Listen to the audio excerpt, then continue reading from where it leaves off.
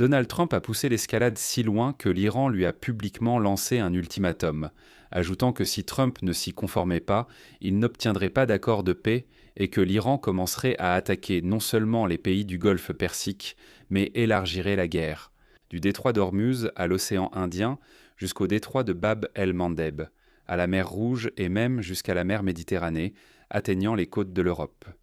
Ce qui signifie potentiellement que l'Iran étendra la guerre jusqu'aux pays européens. Et maintenant, l'Iran exige exactement la même chose pour laquelle Donald Trump a si bruyamment critiqué Barack Obama, qui avait conclu l'accord nucléaire avec l'Iran en 2015. La demande de l'Iran est simple.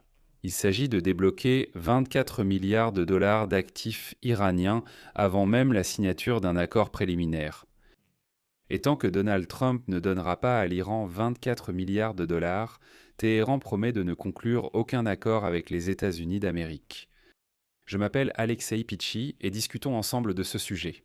Mais avant de commencer, je vous demande de vous abonner à cette chaîne, de mettre un like, d'écrire n'importe quel commentaire et de vous abonner à ma chaîne Telegram Pichi News.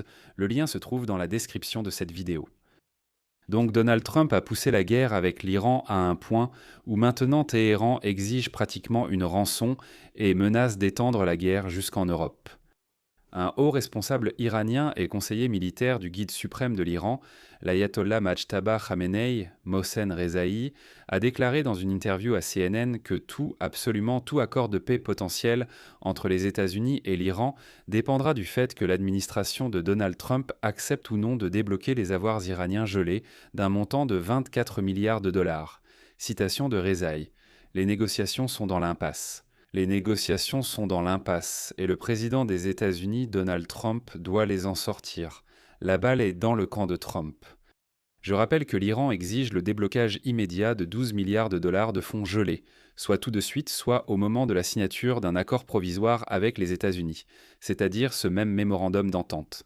Et encore 12 milliards de dollars à une étape ultérieure lorsque les négociations sur l'accord nucléaire seront en cours.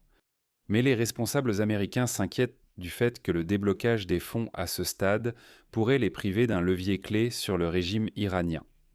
Parce qu'en fait, l'Iran recevra 12 milliards de dollars sans aucune concession, sans aucun engagement. Parce que la signature d'un mémorandum, c'est-à-dire d'un accord temporaire, ne les engage encore à rien. Et les responsables américains craignent que l'Iran, après avoir reçu cet argent, ces 12 milliards, puisse simplement refuser l'accord. Autrement dit, encore une fois, l'essentiel, c'est qu'en ce moment, Trump cherche à faire signer un mémorandum d'entente, où seront détaillées les conditions selon lesquelles ils mèneront les négociations pendant les 60 prochains jours, sur un véritable accord de paix, un accord nucléaire, et ainsi de suite. Et donc l'Iran dit, d'accord, signons cet accord temporaire, mais à ce stade, donnez-nous 12 milliards de dollars. Il n'y a aucune obligation. Puis l'Iran dira, nous avons changé d'avis, nous avons reçu l'argent, au revoir. Trump a exigé que tout accord soit beaucoup plus strict que l'accord nucléaire conclu en 2015 et qu'on évite tout ce qui pourrait être perçu comme un transfert de palette de liquidités. C'est une expression que Trump a utilisée à plusieurs reprises pour critiquer la décision du président de l'époque, Barack Obama, d'accorder une compensation financière à l'Iran. Autrement dit, Trump disait haut et fort « Je ne donnerai pas un centime à l'Iran tant qu'il n'y aura pas d'accord nucléaire strict ». Maintenant, l'Iran répond « Écoutez, s'il n'y a pas d'argent, il n'y aura pas d'accord ». De plus, le conseiller militaire du dirigeant iranien, Rezaï, a éclairé les points de vue des stratèges iraniens concernant l'avenir de l'Iran après la guerre, le sort du détroit d'Ormuz et les actions possibles de l'Iran en cas d'une nouvelle attaque. L'article de CNN souligne que ces remarques ont du poids, car il reste étroitement lié aux structures de pouvoir iraniennes et est considéré comme proche de l'actuel guide suprême, qu'on n'a pas vu en public depuis qu'il a été blessé lors de l'attaque israélienne qui a coûté la vie à son père le premier jour de la guerre. En particulier, Rezaï a souligné que le possible déblocage des fonds par l'administration de Donald Trump représenterait un nouvel horizon pour l'avenir de l'Iran et de l'Amérique. Voici sa citation. Si Trump veut parvenir à un accord avec l'Iran, ces 24 milliards de dollars constituent un test de confiance que l'Iran souhaite avoir envers Trump. C'est une épreuve que l'Amérique doit surmonter et alors la voie sera ouverte. C'est notre propre argent, pas celui de l'Amérique. Auriez-vous pu imaginer, avant la guerre qui a commencé le 28 février, que l'Iran, que des responsables iraniens dictent personnellement à Donald Trump ce qu'il doit faire. Pour que des responsables iraniens disent «Écoutez, nous devons encore, ou plutôt, c'est vous qui devez encore mériter notre confiance, alors donnez-nous 24 milliards de dollars, et alors nous commencerons à vous faire confiance, et alors nous commencerons à avoir au moins un certain dialogue avec vous». Mais ce n'est pas tout, ce n'est pas tout. Il a averti que l'Iran étendrait la zone des hostilités au-delà du golfe Persique si les États-Unis relançaient pas le conflit, ce qui, selon lui, entraînerait une propagation des opérations militaires. Du détroit d'Ormuz à l'océan Indien, jusqu'au détroit de Bab el-Mandeb, à la mer Rouge et jusqu'à la mer Méditerranée. Rezé a déclaré clairement, je cite, «Nous donnerons à cette guerre une toute autre dimension en attaquant ces autres bases américaines que nous n'avons pas encore attaquées jusqu'à présent.» Et ça, c'est déjà une menace directe de commencer à attaquer les bases militaires européennes en Méditerranée.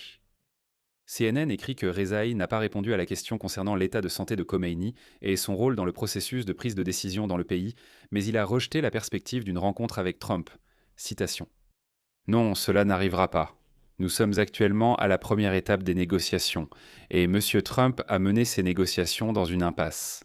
Aucune rencontre personnelle n'aura lieu. Je dois souligner ici que les Iraniens humilient vraiment Donald Trump en ce moment.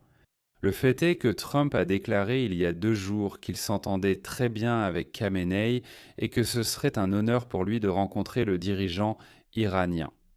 Trump a déclaré que leur rencontre personnelle aurait forcément lieu. Maintenant, les Iraniens lui disent bon que personne ne veut te rencontrer. Tu n'auras aucune rencontre personnelle avec Khamenei. De plus, Rezaï a souligné que l'Iran et Oman exercent leur souveraineté sur une voie navigable clé, le détroit d'Ormuz, par lequel transitait, avant la guerre, un cinquième du volume mondial de pétrole issu du gaz naturel liquéfié. Et c'est pourquoi Oman et l'Iran vont gérer conjointement le détroit d'Ormuz. Il s'est abstenu de qualifier les exigences de paiement pour le passage des navires dans le détroit de péage, soulignant que l'Iran percevra des frais de service car il ne devrait pas supporter les coûts de gestion du détroit. Bien que ce soit complètement absurde, je tiens à souligner que le détroit a fonctionné pendant des années, des décennies, sans ce genre de système astucieux de prélèvement. L'Iran ne recevait absolument aucun paiement pour le passage des navires par le détroit d'Ormuz, mais il fonctionnait pourtant. L'Iran déclare désormais qu'il faut collecter de l'argent auprès des navires pour faire fonctionner le détroit. Et ici, je tiens à souligner qu'en tant que représentant de la vieille garde du corps des gardiens de la révolution islamique, Rezaï a combattu pendant la guerre Iran-Irak. Par la suite, il a dirigé le corps des gardiens de la révolution islamique de 1981 à 1997, contribuant à en faire l'une des institutions les plus puissantes de la République islamique. En conséquence, étant un partisan de la ligne dure et profondément enraciné dans le système de sécurité iranien, Rezaï a ensuite rejoint le Conseil de discernement de l'intérêt supérieur du régime. Il s'agit d'un conseil qui conseille le guide suprême de l'Iran et il a occupé le poste de vice-président sous l'ancien président Ebrahim Raïssi. Et il convient de noter que Rezaï s'est présenté 4 fois à l'élection présidentielle, mais n'a jamais remporté la victoire. Actuellement, il est l'une des personnes les plus proches du dirigeant iranien. Et voici ce qui est révélateur. Plus de 24 heures se sont déjà écoulées depuis de telles déclarations d'un responsable iranien, mais Donald Trump ne les a toujours pas commentées. Je m'arrête ici. Donnez votre avis et vos conclusions en commentaire sous cette émission. Abonnez-vous à la chaîne, cliquez sur la cloche et n'oubliez pas de mettre un like, c'est tout pour aujourd'hui. Prenez soin de vous. Au revoir à tous. Sous-titre écran.